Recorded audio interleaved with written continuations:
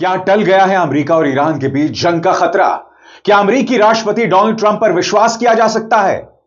आप हैरत में पड़ जाएंगे जब मैं आपको वो कारण बताऊंगा जिसकी बुनियाद पर ट्रंप ने यह फैसला किया कि ईरान पर हमला किया जाए। और उससे भी ज्यादा आप हैरत में पड़ जाएंगे जब मैं आपको यह बताऊंगा कि किस आधार पर यह जंग फिलहाल टल गई है। सबसे बड़ी बात, ट्रंप के बाएं हाथ को नहीं पता कि उसका दायां हाथ क्या कर रहा है। क्योंकि आप जानते हैं दोस्तों, डोनाल्ड ट्रंप ने कल ऐलान कर दिया कि चूंकि ईरान ने सजाए मौत के सिलसिले को रोक दिया है, लिहाजा इस वक्त अमेरिका ईरान पर हमला नहीं करेगा। हालांकि उन्होंने साफ शब्दों में नहीं कहा कि अमेरिका ईरान पर हमला नहीं करेगा, मगर लगातार अमेरिकी विदेश मंत्रालय की प्रवक्ता हो या खुद डोनाल्ड ट्रंप हो, वो ये कह रहे हैं कि ईरान ने सजाए मौत के सिलसिले को रोक दिया है। सबसे बड़ी बात, कोई ये नहीं जानता कि अमेरिकी व्हाइट हाउस ये कह रहा है कि ईरान ने 800 सजाए मौत रोक दी है। यह आंकड़ा उनके पास आया कहां से? मगर कुछ देर पहले मैंने आपको बताया कि डोनाल्ड ट्रंप ने किस आधार पर यह फैसला ले लिया था कि ईरान पर हमला करना है, और अब उस फैसले से भी पलट गए। ट्रंप की वॉर रूम बैठक होती है उनके तमाम सलाहकारों के साथ, और इस बैठक के अंदर ईरान ने अतीत में, जी हां, पहले लोगों को जो फांसी की सजा दी थी, वो वीडियो ट्रंप को दिखाए जाते हैं। ट्रंप वो वीडियो देखकर इतना हिल जाते हैं कि वो फैसला कर लेते हैं कि चलिए अब ईरान पर हमला किया जाए। सही सुना आपने दोस्तों। सीएनएन इस बारे में क्या कहता है, गौर फरमाया जाए। मंगलवार देर रात सिचुएशन रूम में ईरान पर सैन्य कार्रवाई के विकल्पों पर बैठक के बाद जब राष्ट्रपति डोनाल्ड ट्रंप के कुछ शीर्ष राष्ट्रीय सुरक्षा अधिकारी बाहर आए, तो उन्हें लग रहा था कि सैन्य कार्रवाई पर फैसला अब ज्यादा दूर नहीं है। बैठक से जुड़े एक व्यक्ति के मुताबिक ट्रंप ईरान से आए वीडियो देखकर काफी प्रभावित और परेशान थे।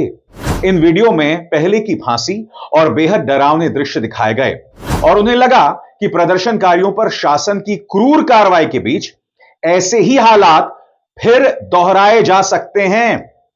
आप गौर कर रहे हैं, ट्रंप ईरान पर पहले दी गई फांसी के वीडियोस देखने के बाद हमला करने जा रहे थे। सही सुना आपने। यह तो अचानक ट्रंप के जितने भी सहयोगी थे, यानी कि यूएई, सऊदी अरब, तुर्की, कतर, सब ने कह दिया कि हम अमेरिका का समर्थन नहीं करेंगे। तब जाकर ये पीछे हटे कुछ देर के लिए। मगर इन्होंने पहले दी गई फांसी की वीडियोस देखे और उस आधार पर इमोशनल हो गए और कहा कि चलिए साहब, हम प्रहार करेंगे।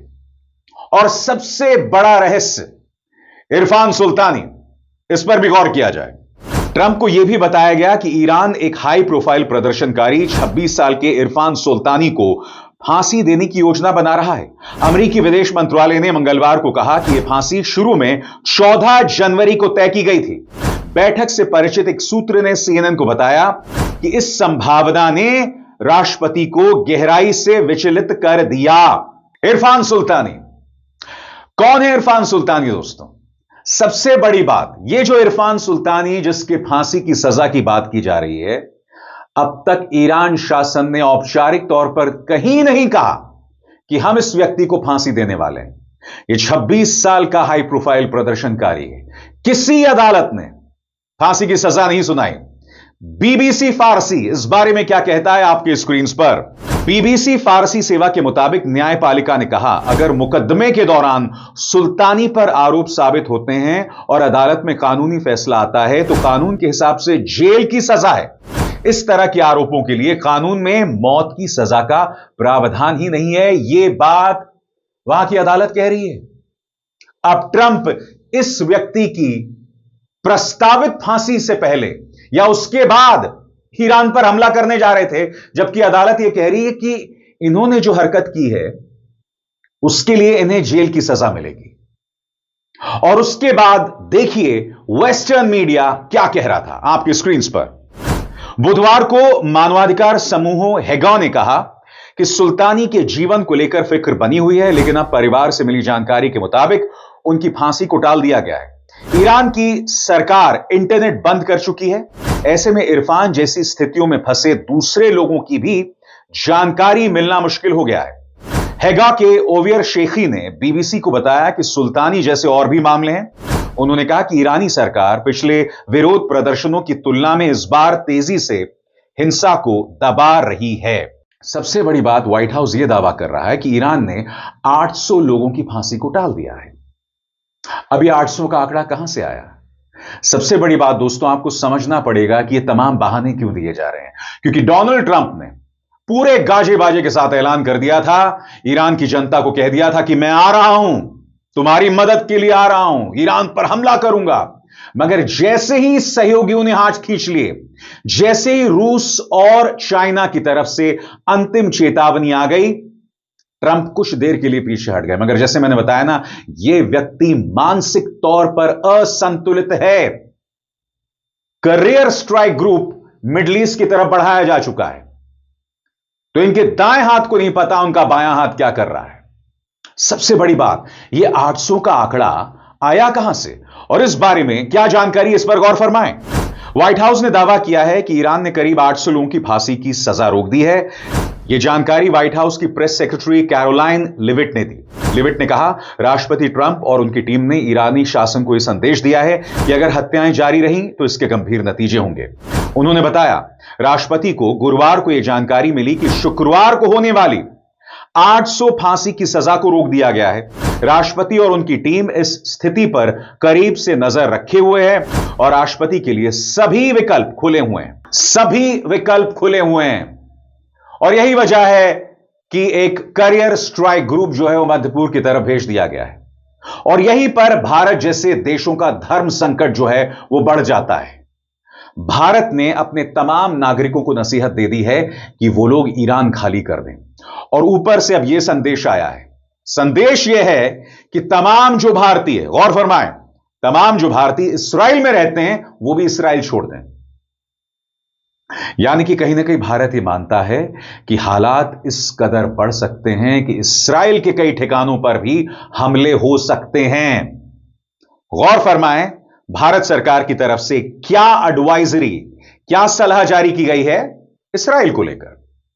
इस्राइल में भारतीय दूतावास ने एडवाइजरी जारी की। क्षेत्र में मौजूद हालात को देखते हुए इस्राइल में मौजूद सभी भारतीय नागरिकों को सलाह दी गई है कि वे सतर्क रहें और इस्राइली अधिकारियों और होम फ्रंट कमांड द्वारा जारी सुरक्षा दिशा निर्देशों और प्रोटोकॉल का सख्ती से पालन करें। भारतीय नागरिकों को इस्राइल की सभी गैर जरूरी यात्राओं से बचने की सलाह दी गई है। किसी भी इमरजेंसी की स्थिति में भारतीय नागरिक भारतीय दूतावास की 24/7 हेल्पलाइन पर संपर्क कर सकते हैं। और ये हेल्पलाइंस कौन सी हैं ईरान के अंदर? आपके स्क्रीन पर 972547520711, 972 जो कि कोड है 54327839 इसके अलावा दोस्तों ये ईमेल भी दिया गया है और ये ईमेल आप पूरे स्क्रीन पर देखें। आप चाहें तो कुछ देर के लिए मेरा वीडियो पॉज कर सकते हैं और जो लोग इस्राइल में हैं वो इस ईमेल पर अपनी जानकारी भेज सकते हैं। जैसे मैंने बताया ना, हम नहीं जानते हैं कि हालात सामान्य हुए हैं कि नहीं, और ऐसा क्यों? क्योंकि अमेरिका पर काबिज है यह व्यक्ति जिसके मानसिक संतुलन पर लगातार सवाल किए जा रहे हैं। मगर हमें इस बात पर भी गौर करना पड़ेगा कि इस पूरे मामले में बाकी खिलाड़ियों का क्या, ईरान के साथ कौन कौन खड़ा है यह भी जानना बहुत जरूरी है।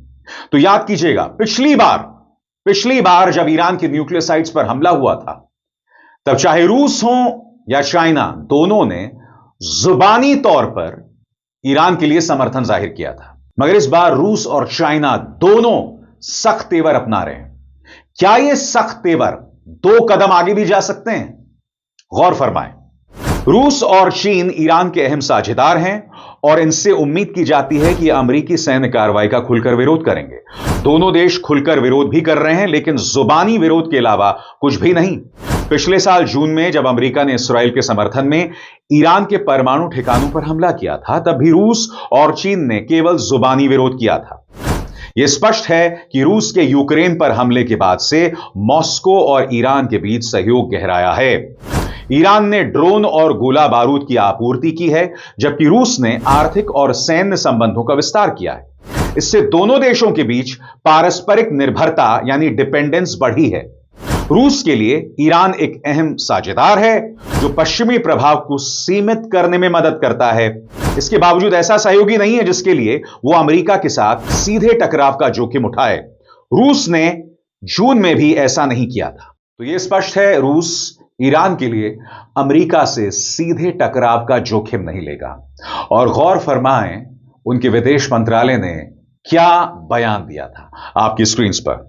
13 जनवरी को रूसी विदेश मंत्रालय की प्रवक्ता मारिया जाखरोवा ने कहा, पश्चिमी देश की ओर से ईरान पर थोपे गए अवैध प्रतिबंधों से वहां आर्थिक और सामाजिक चुनौतियां पैदा होती हैं। इनका सबसे अधिक असर आम ईरानी नागरिकों पर पड़ता है।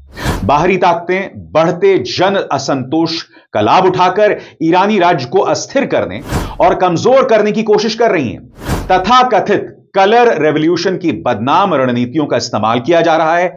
हम ईरान की आंतरिक राजनीतिक प्रक्रियाओं में इसी तरह के विध्वंसक यानी बर्बादी करने वाले बाहरी हस्तक्षेप की स्पष्ट रूप से निंदा करते हैं।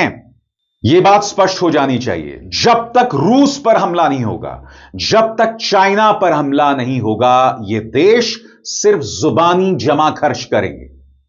यानी कि अगर अमेरिका ईरान पर प्रहार कर देता है तो शायद जुबानी जमा खर्च के अलावा रूस और चाइना कोई कदम ना उठाएं, मगर यह फिलहाल के लिए, भविष्य के लिए।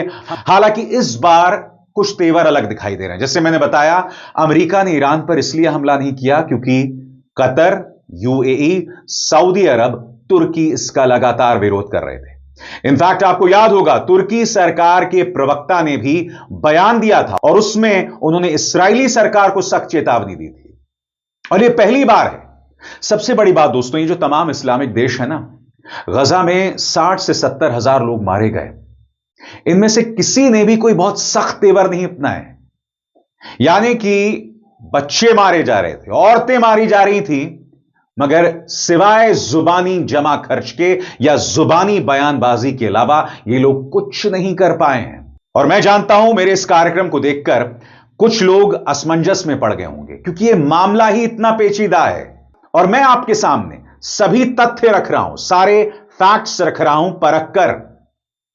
जब मामला इतना पेचीदा हो जाता है तब मामला खतरनाक हो जाता है, क्योंकि एक छोटी सी गलती एक बहुत बड़ी दुर्घटना के तौर पर सामने उभर कर आ सकती है। अब इसार शर्मा को दीजिए इजाजत।